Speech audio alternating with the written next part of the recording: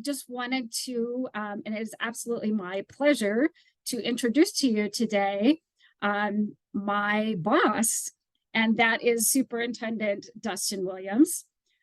So Superintendent Williams is a native Tucsonan. He graduated from Amphi High School in 1992, which is a high school in Tucson.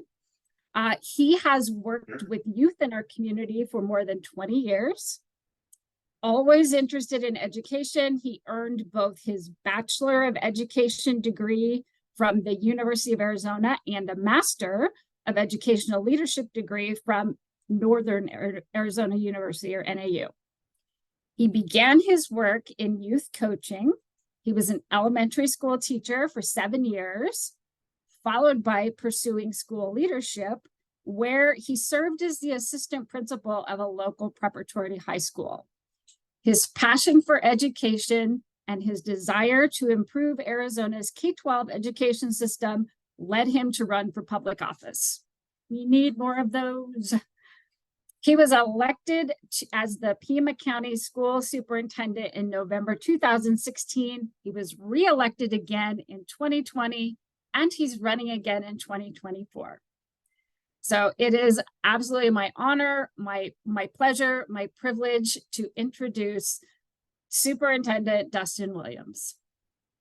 Well, thank you very, very much, Dr. Anway, and to the Resilience Conference team. And again, I'm going to echo what Dr. Anway said. For everyone that's been here on since this morning, kudos. And from an elected standpoint, and just personally, I want to thank you very much for putting the time in and the work that you already do and the work that you're going to do. And my hope is that you feel supported to understand how much social emotional learning is vitally needed in our schools and how to become resilient communities. We have kiddos today that are doing their best, and we have teachers and educators that are absolutely thriving to do their best, but we all know that this is tough.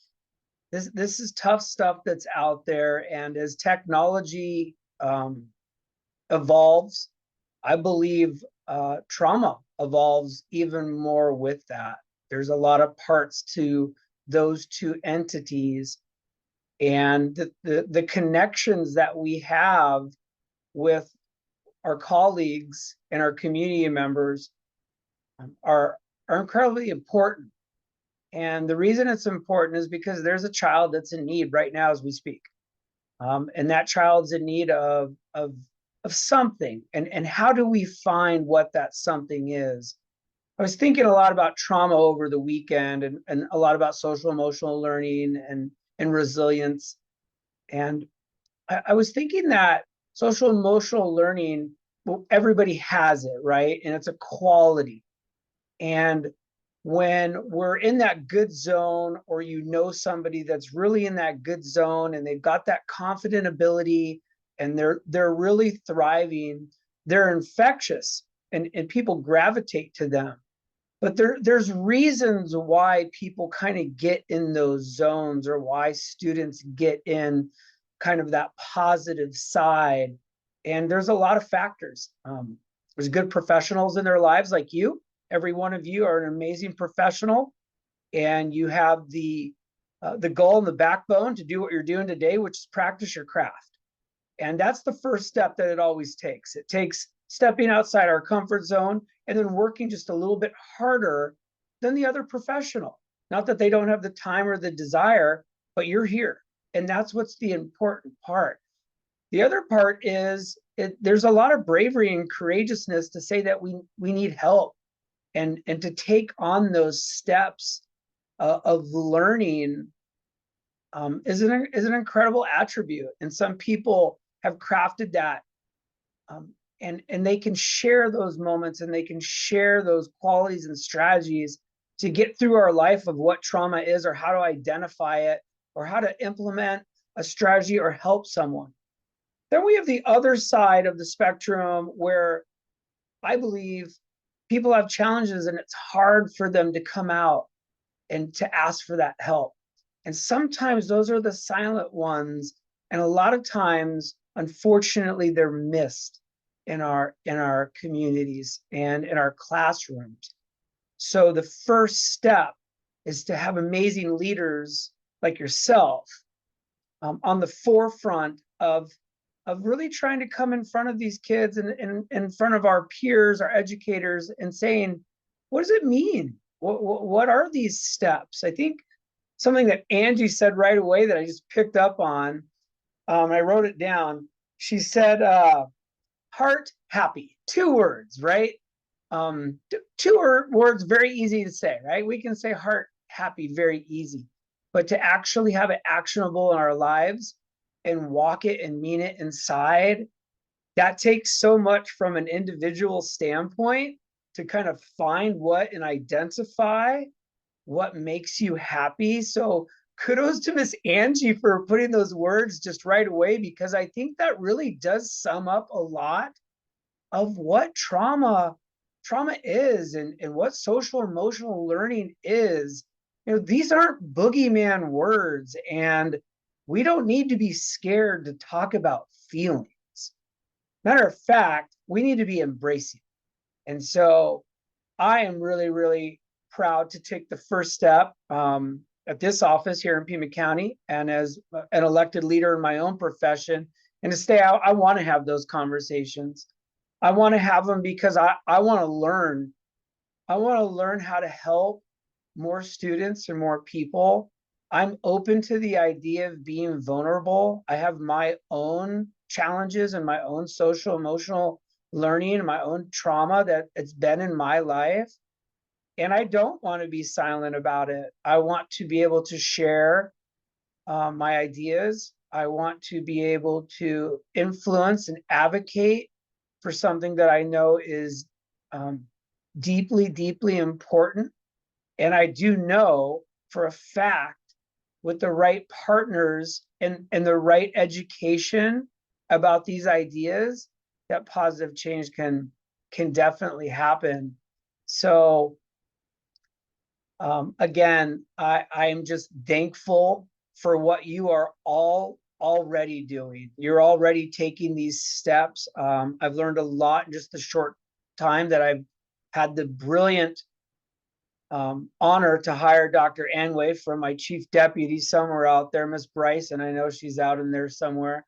And I see some good faces on a couple of the screens. I can't go all through it. I see Miss Rebecca, one of our teachers of the year over there. So let's do this. Open door here in Pima County. The good thing about being an elected official is you don't have a boss. So as long as you all share the same ideas, which this is an idea I am sold on, you have a home here for forever. I want to make this a part of all of our students' lives. I think this is one of the most important topics to be talking about. And I'll kind of end with this, because Sandy has me on a time and she wants you to get into those focus groups and she wants you going through a list of stuff. There's a list of things that go in Miss Sandy's head. I'm not going to go through them all, Miss Sandy, but they're all good, by the way. As elected official, you sit on a bunch of boards, and one of the boards is the Metropolitan Education Commission, and they do this town hall, and this is called a student town hall, and all the kids come together and they put their ideas of what they want to talk about, and then all the adults come in and they put their ideas about what they want to talk about, and all the adults wanted to talk about was post-secondary and GPA and scholarships and FAFSA, and all the kids on their survey wanted to talk about suicide prevention, drugs and alcohol prevention, mental health. So there's a real big disconnect from what our students are actually really wanting and what they are asking for. And what I've heard them verbatimly say over and over is they want to talk about this stuff. They want to share their ideas. They need they need support. They want to talk about what's going inside. What Miss Angie said, heart happy. They want to talk about how do they make that happiness become a reality for some of them, because some of them aren't very happy. And that's what we're going to do, right? We're going to practice our craft. We're going to support each other. And we're going to have the conversations here in Pima County and across the state, as all of you are here, different parts of the beautiful state of Arizona, different counties here. So you have my back 100%. I couldn't be more proud of all of you for what you're doing. I thank you. I mean it from the bottom of my heart. And as Angie said, I guess we're going to do heart happy here and see what we do. So when you go into your focus groups in your next part of this conference, think about those strategies and what are you going to be able to grab to put in your bag of tricks that I know so many of you already have. What's one more that you can add? What is an idea that you can bring forth? And on behalf of Pima County and all of the constituents and this wonderful conference, thank you very much, and kudos to the team. Well done. Very proud of everyone. Thank you.